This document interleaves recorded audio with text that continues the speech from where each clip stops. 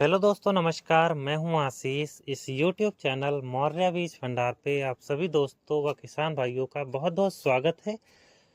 दोस्तों, आज इस वीडियो के माध्यम से हम बात करेंगे गोभी की फसल में जड़ सड़न, तना गलन, फल सड़न या फल में जो कलियां होती हैं वो सड़न, झुलसा रोग, इसके अलावा बैक्टीरियल धब्बा और भी तमाम तरीके की जो बीमारियां आती हैं सभी को कंट्रोल करने के बारे में बात करेंगे। ये जो समस्या है वो लगभग सभी किसान भाइयों की है, लगभग बहुत सारे किसान भाई इस समस्या को लेकर काफ़ी ज़्यादा परेशान रहते हैं। तो दोस्तों, अगर आपके भी फसल में इस प्रकार की समस्या आती है तो आप वीडियो को शुरू से अंत तक जरूर देखें।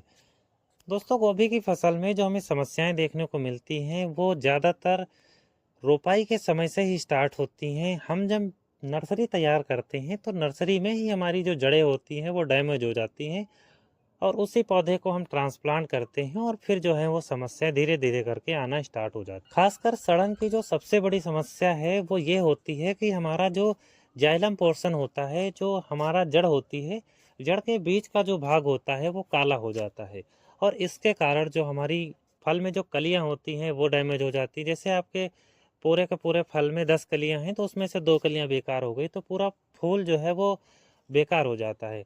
इसके अलावा कि जो पत्तों वाला भाग होता है और जो फूल का भाग होता है उसके बीच में सड़न आ जाती है।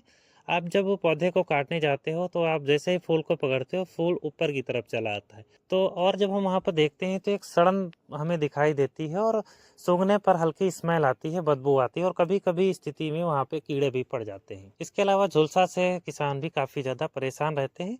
इसके अलावा और जो समस्याएं आती हैं कि जो आपका फूल होता है उसमें काली काली प्रकार की चित्ती पड़ जाती है और पूरा का पूरा जो फूल है वो बेकार हो जाता है।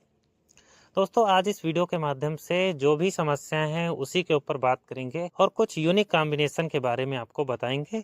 मेरे द्वारा दी गई जानकारी 100% रियल है। मैं किसी भी ऐसी जानकारी इस चैनल पे नहीं देता हूं जो हमारी खुद की अप्लाई की हुई ना हो। दोस्तों, इस फील्ड में काम करते हुए बहुत साल हो चुके हैं, तो आप किसी भी समस्या से संबंधित जानकारियां इस चैनल से जुड़कर ले सकते हो। तो दोस्तों, ये समस्या अगर हमें अपने खेत में नहीं लाना है तो इसका सिंपल सा एक ही जुगाड़ है कि आप मिट्टी को शोधित करो। मिट्टी शोधित करने के लिए खेत जुताई के समय आप ट्राइकोडर्मा और सोडोमोनास को 2-2 किलोग्राम प्रति एकड़ के हिसाब से मिट्टी में डाल दें।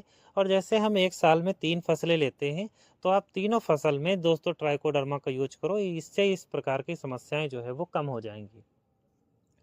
दूसरा जो किसान भाई गलती करते हैं कि जब हम नर्सरी से पौध की रोपाई करते हैं खेत में, तो रोपाई करने के बाद वो तुरंत पूरे खेत में ही पानी लगा देते हैं, जिससे लगभग 30% पौधे बेकार हो जाते हैं और लगभग 30% पौधे की जो जड़ें होती है वो डैमेज हो जाती हैं। तो आपको ऐसा बिल्कुल नहीं करना चाहिए। रोपाई करने के बाद कम से कम आपको 8 ड्रेंचिंग जो है वो नॉर्मल पानी से करना चाहिए। इसके बीच में आप क्या कर सकते हो कि आपने जैसे 2 ड्रेंचिंग नॉर्मल पानी से किया, तो आपने अगली जो ड्रेंचिंग या तीसरी ड्रेंचिंग किया उसमें आप एक फंजीसाइड ले सकते हो। फंजीसाइड आपको इस प्रकार का लेना है जो जड़ से लेकर पत्ती तक और पत्ती से लेकर जड़ तक काम करे। इसमें जो सबसे अच्छे रिजल्ट हमें देखने को मिलते हैं वो बायर के एलियट फंजीसाइड के। एलियट फंजीसाइड के अंदर हमें फास्टल एल्युमिनियम मिथाइल देखने को मिलता है। दोस्तों, 1 ग्राम प्रति लीटर के हिसाब से हमें इसका प्रयोग करना चाहिए और ड्रिंचिंग जो है वो कर देना चाहिए। तो दोस्तों, थोड़ा सा महंगा पड़ता है लेकिन आपकी फसल की जो बीमारी है वो लगभग 40 से 50% तक कम हो जाती है। दोस्तों, अब हम बात करेंगे कि जिन किसान भाइयों के खेत में इस प्रकार की समस्या है कौन सी दवाइयाँ स्प्रे करें जिससे कि उन्हें 100% तक कंट्रोल मिले। देखिए, मार्केट में बहुत सारे किसान भाई जो हैं दवाइयाँ डालते रहते हैं, जैसे कि बायर कंपनी का नेटिवो हो गया, एजाक्सी स्ट्रोबिन टेबुकोनाजोल, एजाक्सी स्ट्रोबिन डाइफेनोकोनाजोल और भी तमाम तरीके की जो कॉम्बिनेशन है वो भर भर के डालते हैं, लेकिन उसके बाद भी उन्हें रिजल्ट नहीं मिल पाते हैं। दोस्तों, दवाइयाँ वही होंगी लेकिन कुछ काम करवाने के तरीके अलग होंगे। तो इसी विषय के ऊपर हम बात करेंगे कि कौन सा कॉम्बिनेशन कौन सी दवा के साथ एक सटीक रिजल्ट देता है। दोस्तों, इसमें हम सबसे पहला जो कॉम्बिनेशन लेने वाले हैं वो है एलियट फंजीसाइड का। एलियट जो है वो बायर कंपनी का आता है और इसके अंदर हमें फास्टल एल यानी एल्युमिनियम मिथाइल देखने को मिलता है।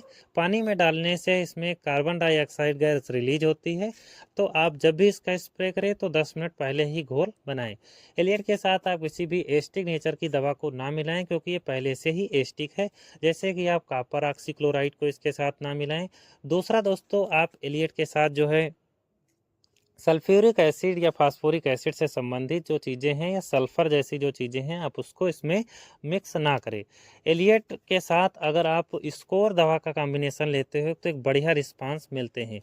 स्कोर सिंजेंटा कंपनी का आता है, इसके अंदर हमें डाइफेनोकोनाजोल टेक्निकल देखने को मिलता है। अब बात करते हैं डोज की, तो एलिएट का डोज हमें गोभी की फसल में 3 ग्राम प्रति लीटर के हिसाब से लेना चाहिए। और दोस्तों अगर हम बात करें स्कोर दवा की, तो स्कोर दवा का प्रयोग आपको 20 ml प्रति 15 लीटर यूज में लेना चाहिए। इसके दोस्तों हमें काफ़ी अच्छे रिजल्ट जो हैं वो देखने को मिलते हैं। दोस्तों अगर आपके खेत में जो फल में छोटे छोटे से धब्बे भी दिखाई दे रहे हैं तो आप इसमें एक बैक्टीरिया माइसिन ले सकते हो, और हमारे हिसाब से अगर आप टी स्टन्स कंपनी का बैक्टीरिया माइसिन 0.5 ग्राम यानी आधा ग्राम प्रति लीटर के हिसाब से लेते हो तो काफ़ी अच्छे रिस्पांस हमें मिलते हैं। दोस्तों आप इस दवा के 3 स्प्रे लगभग 7-7 दिन के अंतराल पर कर सकते हो, आपको बहुत ही अच्छे रिस्पांस देखने को मिलेंगे। अब हम बात करेंगे दूसरा कॉम्बिनेशन की। दूसरे कॉम्बिनेशन में हम लेने वाले हैं एजाक्सिस्ट्रोबिन और डाइफेनोकोनाजोल का कॉम्बिनेशन, जो कि कोरोमंडल कंपनी का मैग्नाइट के नाम से आता है। इसके अलावा दोस्तों ये हमें सिंजेंटा कंपनी का एमिस्टार टॉप के नाम से देखने को मिलता है। दोस्तों इसका डोज हमें 2 ml प्रति लीटर के हिसाब से लेना है। दोस्तों इसके साथ हमें एक दवा और मिक्स करना है, जो है दोस्तों बायर कंपनी की फालीक्योर। फालीक्योर के अंदर हमें टेबुकोनाजोल देखने को मिलता है, जो कि 25% ईसी फार्मुलेशन में हमें देखने को मिलता है। इसका डोज हमें विशेषतर ध्यान रखना चाहिए, 1 ml प्रति लीटर के हिसाब से ही हमें इसका प्रयोग इसके साथ करना चाहिए। इन दोनों का जो रिजल्ट है ना वो गोभी की फसल पे बहुत अच्छे आते हैं। दोस्तों इसके साथ हम किसी बैक्टीरिसाइड, कासुगामाइसिन, वेल्डामाइसिन, बैक्टीरियामाइसिन या कोई भी जो आपका माइसिन आता है आप उसका प्रयोग इसके साथ आसानी से कर सकते हो। अब हम बात करेंगे तीसरे कॉम्बिनेशन की। तो दोस्तों तीसरे कॉम्बिनेशन में हम लेने वाले हैं बायर कंपनी का नटिवो फंजीसाइड। नेटिवो के अंदर हमें ट्राइफ्लॉक्सीस्ट्रोबिन और टेबुकोनाजोल का दानेदार फार्मुलेशन देखने को मिलता है। दोस्तों इसका डोज हमें 1 ग्राम प्रति लीटर के हिसाब से लेना चाहिए।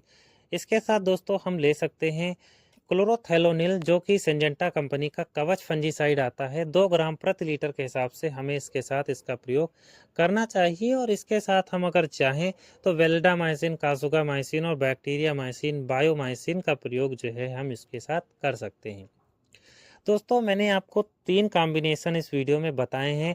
अगर इन तीनों कॉम्बिनेशन से संबंधित कोई भी दवा मार्केट में आपको नहीं मिलती है तो डिस्क्रिप्शन में मैंने आपको नंबर दिया है, आप बेझिझक होकर हमें कॉल कर सकते हो। मैं आपके सवाल का जवाब 100% देने की कोशिश करूंगा। दोस्तों मैंने जो भी दवाइयाँ, जो भी कॉम्बिनेशन आपको बताए हैं ये मेरे 100% यूज किए हुए हैं।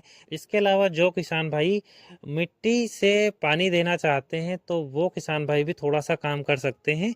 आप उसमें जो इंडोफिल कंपनी का स्प्रिंट आता है आप 1 किलोग्राम प्रति एकड़ के हिसाब से पानी में भी चला सकते हैं, इससे कि जड़ सड़न से संबंधित समस्याएं जो है वो भी कंट्रोल हो जाती हैं।